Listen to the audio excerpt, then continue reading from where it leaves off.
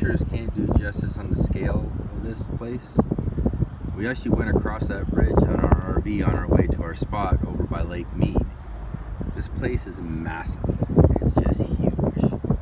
I know I'm on the other side. Maybe I'll take another quick video from the center of the Hoover Dam.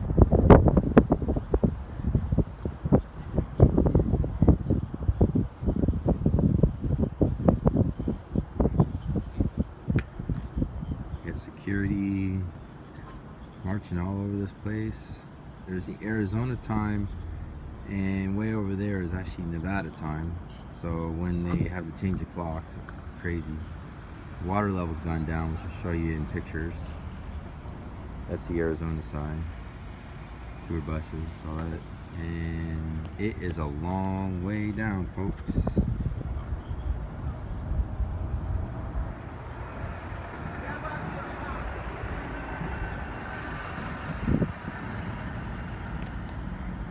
Talk to you later. Bye-bye.